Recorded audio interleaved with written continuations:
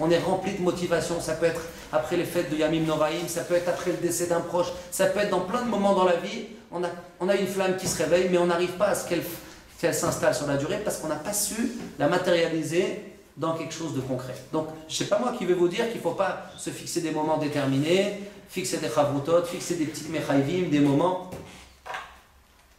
Il y a quelqu'un la dernière fois en France, il m'a fait rire, il a présenté sa fiancée à son père, c'est juste une parenthèse, hein, mais ça se passe comme ça avec moi, j'ai souvent des digressions, et ça me fait penser à cette idée, et son père il lui dit moi, elle n'est pas trop tsniout, exactement, ta fiancée, etc.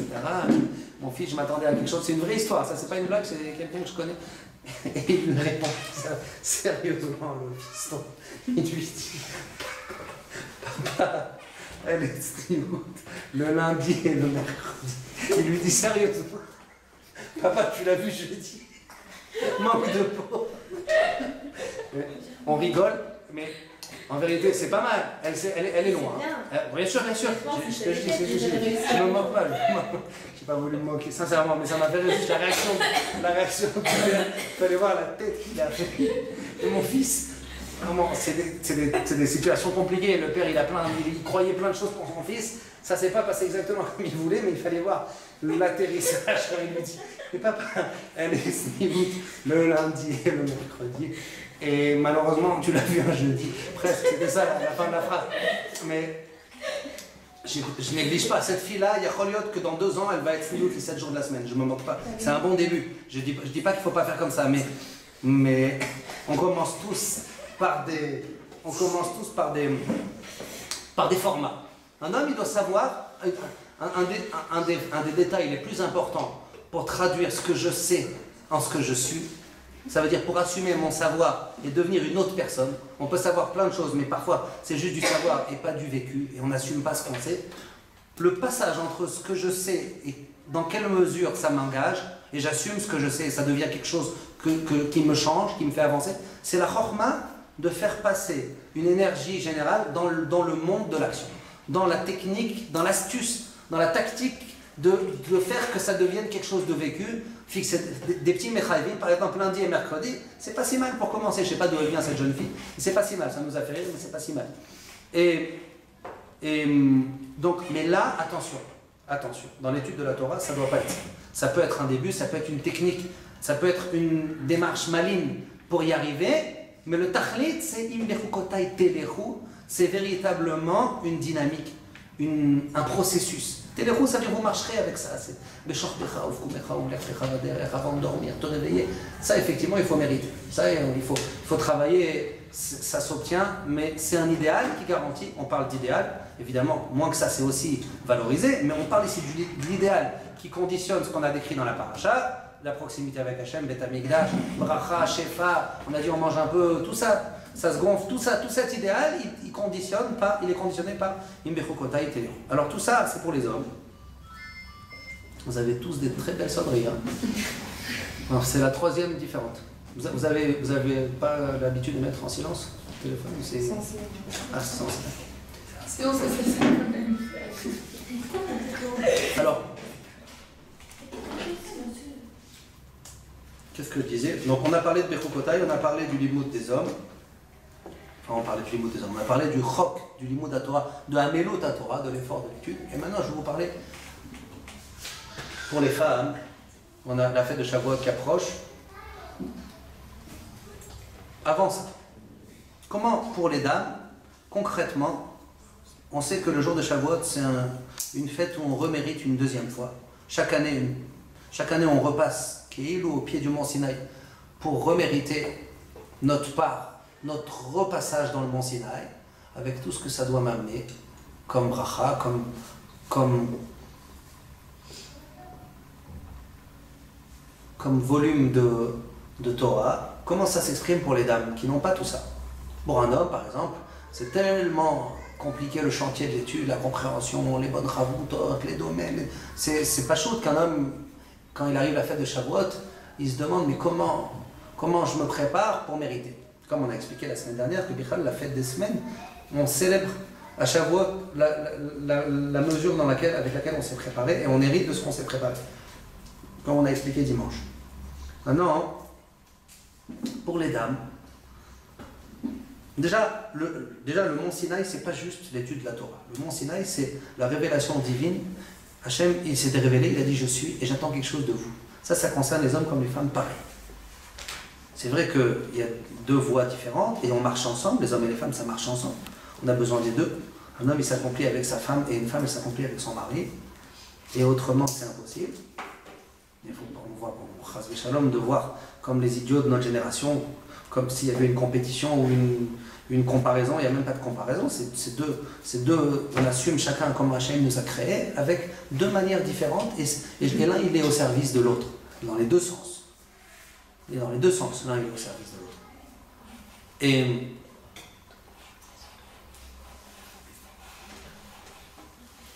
pour renforcer ce que je vous ai dit avant et en même temps faire la transition avec ce que je vais vous dire après, il y a un bar incroyable en Siman Memzaï. Le bar, concernant la bracha qui précède l'étude de la Torah, là-bas le tour il dit qu'en général on voit des talmidei chamim qui n'ont pas des enfants toujours érudits comme il faut. Il dit, il ramène la Gemara dans les Darim, pourquoi en général on voit souvent des rabbanim, des talmidei chamim que leurs enfants malheureusement, ils n'ont pas reçu de leur papa la flamme de l'étude. Il dit, la Gemara, elle dit, et il ramène ça le tout, parce qu'ils ne font pas la bracha de la Torah comme il faut. Vous connaissez Birkat Torah, juste avant l'étude de la Torah. Ils font la bracha vite fait, ou ils ne la font pas comme il faut, ils négligent cette bracha. C'est le ikar de la raison pourquoi, d'Afka, là où il y a déjà de la Torah, souvent on voit que ça ne continue pas. Et c'est très douloureux de voir des choses pareilles. C'est à cause de Birkat Torah. On a parlé la dernière fois, dimanche, du Kieshmera Shabbat, des chansons de Shabbat du Rav Shach.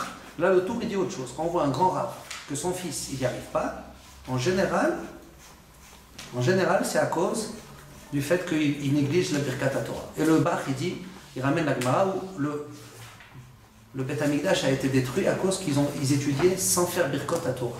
Ils demandent, qu'est-ce qu'il y a de si grave? D'accord, bon, ils n'ont pas fait la bracha de la Torah. Bon, c'est pas bien, mais en quoi ça justifie des punitions tellement gravissimes et des scénarios catastrophes, parce qu'ils ont l'obichou batora trila, alosvam et torati, la Gemara dit, parce que l'obichou batora trila, qu'est-ce qu'il y a de si grave? C'est une avéra ponctuelle.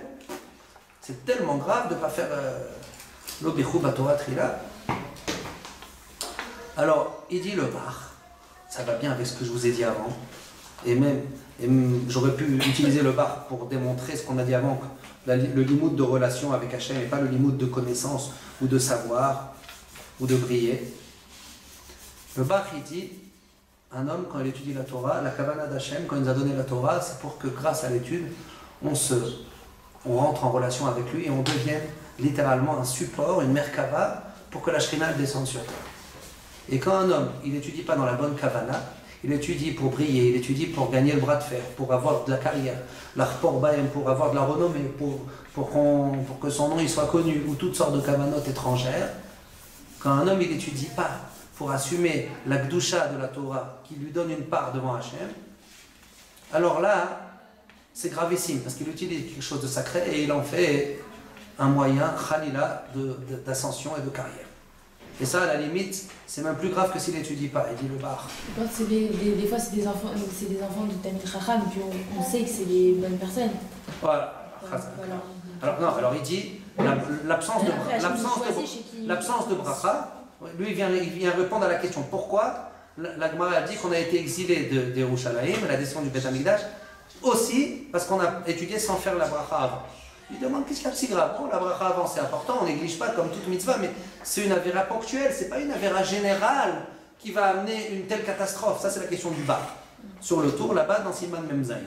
Et le bar il dit non, l'absence d'études, l'absence de la bracha ici, c'est pas juste ils ont étudié sans bracha, c'est pas beau, comme quelqu'un il mange sans faire la bracha, c'est pas ça le problème. L'absence de bracha, ça détermine que toute ta relation à la Torah, elle est en fausse note. Elle est erronée. Au lieu d'étudier pour te rapprocher d'Hachem, au lieu d'étudier pour que, par ton étude, tu fais que la Shrina descende sur terre, tu es un support, une merkava, c'est un support pour que Hachem il réside sur terre, par la place qu'on lui donne. Hachem il ne s'impose pas. Hachem, il se révèle, en général, à part quelques grands moments dans l'histoire, en général, il se révèle selon la place qu'on lui donne. Et la place qu'on lui donne, elle est très, très, très dépendante de comment on étudie pour lui donner cette place. pour se connecter à lui. Et donc quand on ne fait pas Birkat Torah, quand on étudie sans faire Birkat Torah, ça veut dire qu'on utilise ce mode sacré de relation avec Hachem, de Dvekut B'Hachem, et on en fait Khalila, pour moi, comme quelqu'un qui est parti, chacun avec son rêve de carrière. Mais moi, quand j'étais petit, c'était HEC. Il y en a qui préfèrent Polytechnique, les grandes écoles de commerce. Moi, c'était mon truc. Si je n'étais pas allé à la Yeshiva, je serais parti à la HEC, sûrement. Enfin, en tout cas, quelque chose comme ça. Il fait du limoud une matière pour briller. Et ça, c'est pas une avéra ponctuelle. Ça, c'est une absence fatale. Ça, c'est une absence sur le... Je prends quelque chose de sacré et tout ça à cause qu'on n'a pas fait la bracha. Donc, la bracha du limoud, la bracha de la Torah, elle est très importante pour avoir des enfants talmidei chamim. Elle est sûrement très importante pour avoir des maris talmidei chamim. Et première réponse d'Ajor pour les femmes, comment on se prépare pour Shavuot? D'abord, la fête de Shavuot, c'est pas juste l'étude de la Torah. La fête de Shavuot, c'est Hachem, il a dit je suis, ça m'engage, il s'est tourné vers moi et il attend de moi quelque chose. Ça, c'est un cadeau, la révélation. La révélation d'Hachem, c'est un cadeau. C'est un grand événement, le grand événement de l'histoire. C'est l'aboutissement de toute la sortie d'Égypte, de tous les acquis d'Abraham. Ta'avdoun et Elohim ala Avazé. Ce moment, il nous fait vibrer. Hachem, il s'est révélé avec le grand chauffard. Et ce chauffard, il vient de la corne droite du haïl de la Hakeda. Et la deuxième corne, elle attend là-bas pour le Mashiach. De cette deuxième corne, en attendant, on a sonné dans la première corne. Un grand moment de révélation. On voit... Quand on parle du chauffard à Rosh Hashanah dans les psukim, on parle de deux chauffards, ou celui du Mont Sinaï, ou celui de la Hatid Lavo, ou celui qui va venir. Donc, en attendant qu'on vibre très fort devant la révélation d'Hachem, et on attend très fort et on pleure, on est loin de ça. On attend le Mashiach pas pour être les meilleurs, pas pour être les plus forts, on attend le Mashiach parce qu'on veut que le nom d'Hachem soit couronné dans le monde.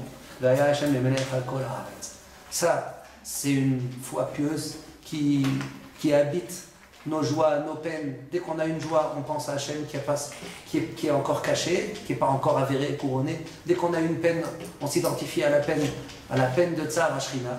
Ça, c'est les sentiments pieux de nos grands-mères, mais on doit savoir combien c'est important dans la Vodat Hachem, d'avoir à cœur de participer à ce que Hachem se révèle. Et le mont Sinaï, à part le don de la Torah exceptionnel, qui évidemment fait partie de l'événement, et ça ne se divise pas de la chose, le mont Sinaï, c'est avant tout la révélation. Hachem se révèle dans le monde, c'est incroyable. C'est incroyable rien que de le dire. On a vu, on a entendu, je suis Anochi Hachem Elokecha, Asher Otseticha, il s'adresse à nous. Ça se fête, ça se vibre, ça se revit pour l'intégrer au plus profond de moi, pour faire que ça passe dans mes veines. Anochi Hachem, il s'est adressé à moi. Malheureusement, on a tendance tous à oublier d'une manière ou d'une autre que nos pieds se sont tenus en dessous de cette montagne. Et on a entendu cette révélation qui s'est adressée à nous. Anochi Hachem, ça c'est pas caché aux hommes mais aux femmes. Ça c'est la relation générale avec Hachem. Ça peut être la tzniut, ça peut être toutes les midot, ça peut être toute la bonne. Une fois qu'Hachem il se révèle à la fin des temps, il n'y a plus matière à se tromper, tout le monde va le reconnaître. Alors que le dévoilement du Mont Sinaï, il n'a pas réussi à faire ça. Alors qu'il était limpide, le dévoilement du Mont Sinaï. Réponse, il y a un événement qu'on a oublié pas. Khazak, Tamar, la faute du veau d'or. Au pied du Mont Sinaï, presque on avait réparé le problème de la faute d'origine. D'ailleurs, je ne sais pas si on se reverra avant Shavuot, mais on peut parler aussi. La fête Adam Arishon, c'est très cachot à la fête de Shavuot. Non, mais jamais, c'est avec le blé. Shavuot, on amène un corban de blé, d'après un avis dans la Gemara, d'après la Kabbalah. Le fruit interdit, c'était le blé. L'homme est jamais maintenant. Mais le blé, il y en a qui disent le hétrog, il y en a qui disent le raisin, il y en a qui disent la fraise, non. La fraise, t'as dit? Vous avez dit? Non, la fraise. La fraise, c'est chez Navidel. Non, la fraise. C'est la fois que j'entends un truc pareil. La fraise. Alors ça... Peut-être, hein, je ne sais pas. J'espère que je n'ai pas tort, mais dans la Gemara, il y a... C'est la figue, la figue, Raza. La figue, c'est pas la fraise. La cerise. La fraise. Le fruit de la pâte. Moi, ça me fait rire. Le bleu aussi, c'est bizarre. Hein. Alors, non, la fraise, c'est pour Walt Disney, quoi. Si Walt Disney devait faire Adam Arishon, il l'aurait fait avec la fraise. Mais... Ça existe encore, Walt Disney, ouais. Bon, ça va. Alors,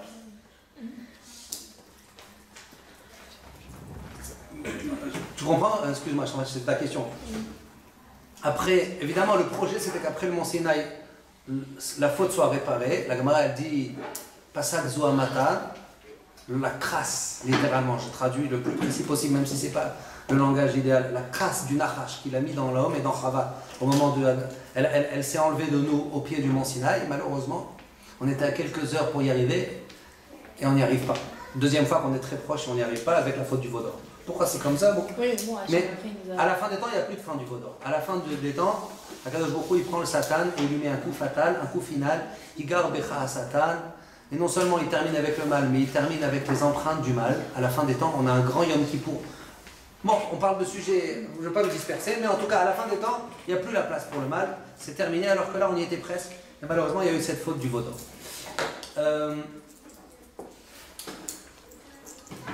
Donc, d'abord, première approche, la fête de Shavuot, elle ne se limite pas à l'étude. La fête de Shavuot, c'est la révélation qui m'engage, c'est la relation avec Hachem, aussi bien pour monsieur et madame. Deuxième chose très importante, aussi dans la deuxième partie, dans l'étude, les femmes aussi, elles ont, dans la fête de Shavuot, un enjeu. Vous connaissez la lettre du Shla, j'ai pris de ma fille ça, que j'avais peur de ne pas la trouver ici. Voilà, alors, le Shla à Kadosh, je voulais lui faire kavod de ramener un pshat à lui. Exactement. Erev Rosh Chodesh Sivan. Vous avez cette lettre ici, qu'il a écrite, cette fila spéciale, pour les hommes comme les femmes, pour prier, pour avoir des enfants de Sadikim. C'est une fila, lui, il a dit, je vous le cite, tu peux la lire tout le temps, tu seras répondu. C'est conseillé, recommandé de l'avoir claire dans la bouche, d'être habitué à la réciter. Mais si je dois fixer un moment, si je dois faire sortir un moment, il me paraîtrait que c'est la veille de Rosh Chodesh Sivan. Si je ne me trompe pas, c'est lundi. Mardi, c'est Rosh Chodesh Sivan, il me semble. Il faut consulter les calendriers. Je n'ai pas vérifié. Je pense que c'est mardi. Si dimanche, c'est le 6. Donc dans une semaine, c'est Rosh Chodesh, la veille de Rosh Chodesh Sivan. J'espère, j'ai aucun doute qu'ici, vous allez le dire comme il faut. Je ne sais pas où. Où est-ce qu'on peut trouver ça? Dans tous les Sidurim. C'est les personnes, c'est les parents, mais n'importe qui peut prier si vous êtes en âge de vous marier. Vous êtes en âge de vous marier. C'est pourquoi ça?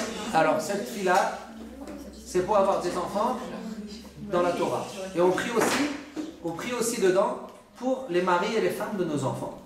C'est une fille-là magnifique, où là-bas on détaille comment dire, on détaille les souhaits pieux des hommes. Le plus pieux d'un homme, je pense, en général, un homme pieux, son souhait le plus sincère, c'est d'avoir des enfants Talmidei Chachamim. Et d'abord, au niveau égoïste, pragmatiquement, il n'y a pas quelque chose de plus jackpot que ça. Dans le monde futur, dans le monde, au niveau des srouilles, quand quelqu'un il laisse un enfant ici qui étudie la Torah, c'est une arme non conventionnelle en termes de bénéfices. Si on veut parler vulgairement en termes d'optimisation, de rendement, de parler comme ça, mais on fait les choses pour Akadosh Baruch Hu, mais déjà au niveau égoïste, si on veut commencer par Mitor Shalishma Valishma, alors il n'y a pas de chose plus grandiose que ça, d'avoir des enfants dans le chemin, dans la voie de la Torah, dans l'étude. Il n'y a pas quelque chose de plus grandiose que ça. Et on y arrive en général par deux choses, il dit le Briskerov, le Rav de Brisk, par les larmes de maman et par l'effort sincère de papa. Aussi les larmes de papa, mais... Comment tu sais qu'il y a des fois des gens riches qui ont des enfants bien? Sans qu'on voit qu'ils méritent, d'accord? Ouais, bonne question. On me pose souvent cette question dans mes shiurim. C'est quoi la question maintenant? Des fois, on comprend pas trop comment un tel, il a mérité un tel. Ah, c'est Hachem. Évidemment, il y a des sroutavot au-delà qui nous échappent complètement. Et des fois, une larme de maman, des fois, les voix d'Hachem, elles nous échappent. Ça saute des générations. Ça saute des générations, exactement. Et en tout cas, puisqu'on a dit que la relation d'une femme par rapport à l'étude, c'est indexé, associé avec son mari et ses enfants, alors à chaque fois, je pense que c'est en fait la tefila, c'est pas exactement ça. C'est le moment pour prier, pour mériter un bon mari, pour mériter des bons enfants de cette union. Et ce qui est intéressant, c'est qu'à la fin de cette fille-là, une fois qu'il détaille tout, et on s'y retrouve tellement, il décrit mieux, il met des mots mieux que ce qu'on peut penser sans le dire quand on le lit la première fois. J'espère que quelqu'un va vous la traduire.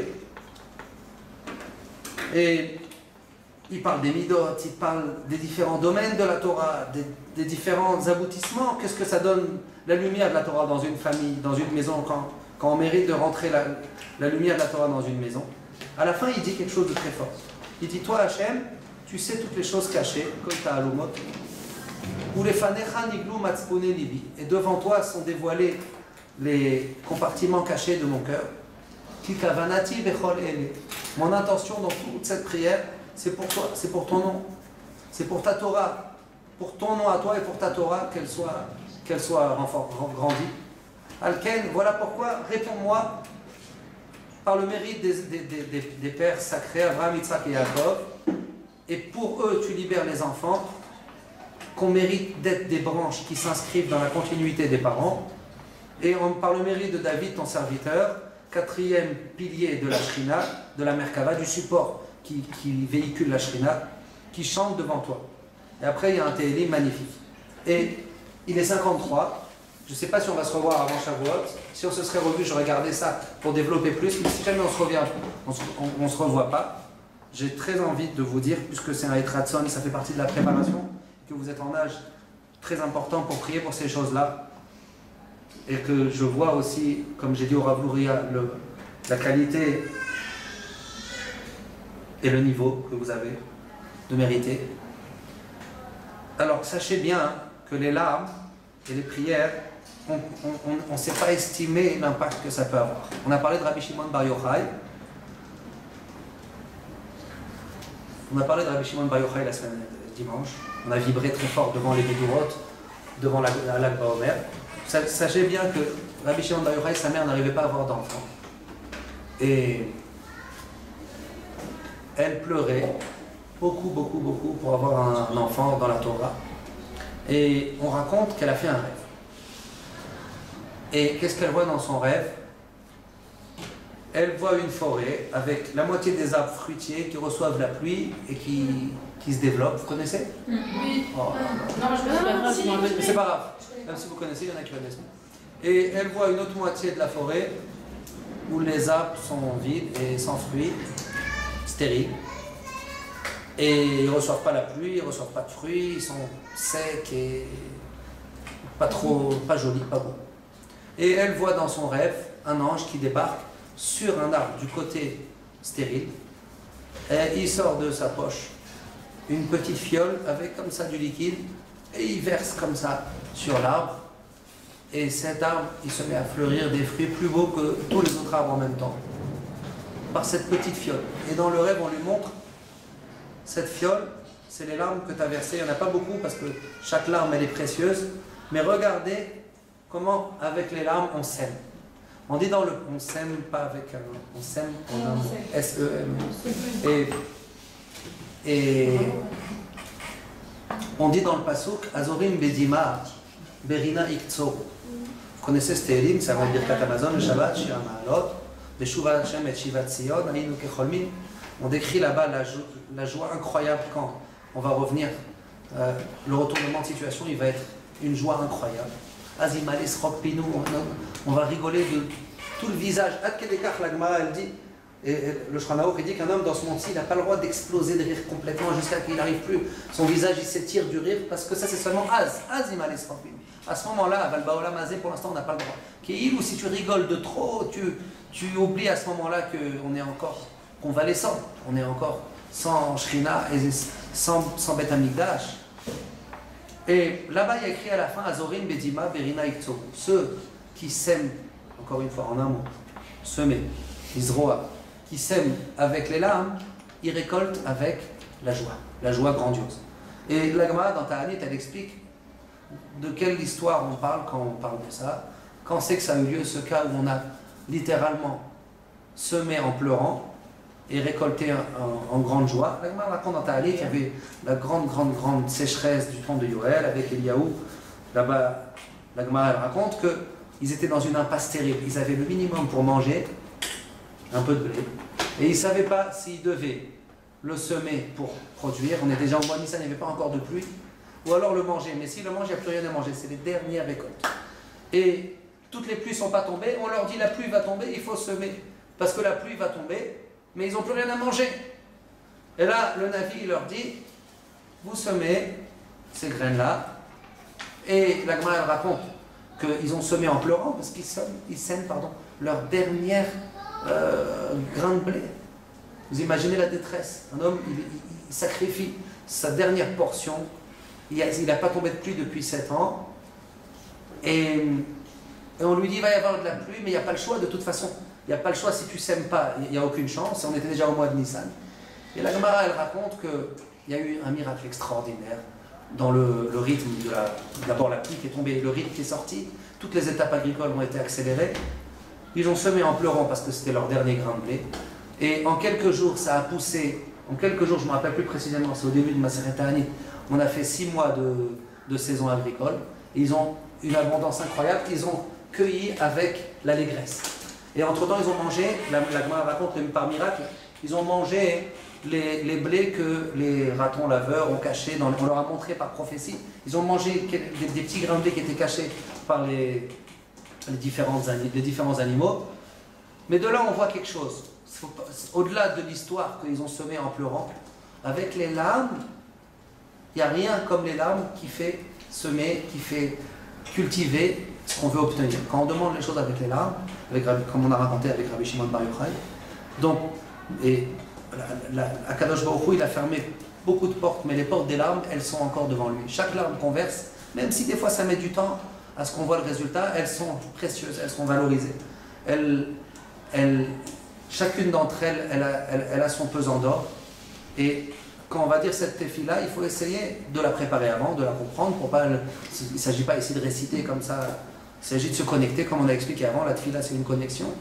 Peu importe combien on m'exauce, à la limite, c'est déjà une connexion, une relation avec Hachem, dans le fait même que je m'adresse à lui. Et donc, Bezrat Hachem, je vous souhaite tous donc, de mériter, à l'arrivée de cette fête de Shavuot, Bezrat Hachem, de bien se préparer, de bien prier pour mériter une belle part par vos maris, par vos enfants dans la Torah. Amen. Merci beaucoup.